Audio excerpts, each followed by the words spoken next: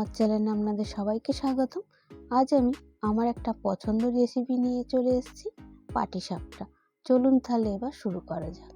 পাটিসাপটা বানানোর জন্য এখানে আমি কিছুটা খেজুরের গুড় নিয়ে নিয়েছি, 1 কাপ দুধ নিয়ে নিয়েছি, হাফ কাপ মতন আমি দই নিয়ে নিয়েছি, আর আমি কিছুটা সুজি নিয়ে নিয়েছি, হাফ কাপ মতন আমি চালের গুঁড়ো নিয়ে নিয়েছি। এবারে আমি মিক্সি জারের মধ্যে প্রথমে সুজিটা দিয়ে দিচ্ছি, গুড়টা দিয়ে দিচ্ছি, চালের গুঁড়োটা দিয়ে দিচ্ছি, টক দইটা দিয়ে দিচ্ছি। এবার এর মধ্যে আমি দুধটা দিয়ে দিচ্ছি, আর স্বাদের জন্য আমি অল্প নুন দিয়ে দিচ্ছি। মিক্সি জারটা বন্ধ করে নিচ্ছি, কিছুক্ষণ আমি চালিয়ে নেব। আমাদের পাটিসাপটার জন্য ব্যাটারটা রেডি হয়ে গেছে। এবার আমি এটা কাঁচের বোলের মধ্যে বের করে নিচ্ছি।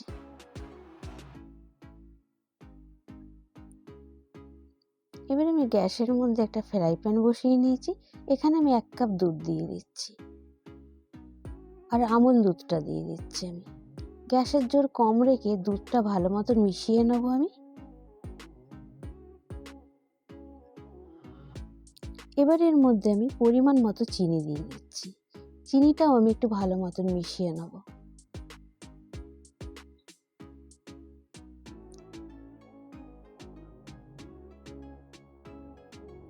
এবার এর মধ্যে আমি হাফ কাপ চালের গুঁড়ো দিয়ে দিচ্ছি।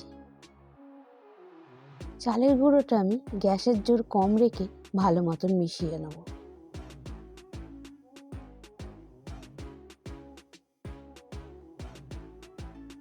দেখতেই পাচ্ছেন আমাদের চালের গুঁড়ো আর দুধটা অনেকটা ঘন হয়ে এসছে। এইভাবে আরও কিছুক্ষণ আমি মিশিয়ে নেব। আমাদের পাটিসাপটার জন্য পুরটা রেডি হয়ে গেছে। এবার আমি একটা পাত্রের মধ্যে পুরটি বের করে নেব। এবার আমি গ্যাসের মধ্যে একটা ফ্রাই প্যান বসিয়ে নিয়েছি।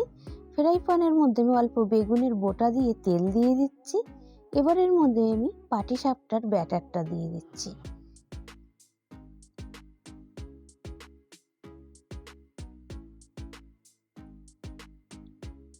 এবার আমি পাটিসাপটাটা ঢেকে দেব।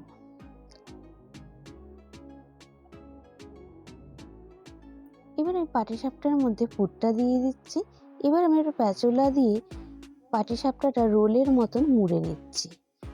এবার একটু এইভাবে হালকা করে করে চেপে দিলেই আমাদের পাটিসাপটাটা তৈরি। এবার এইভাবেই আমি বাকি পাটিসাপটাগুলোকে বানিয়ে নিচ্ছি।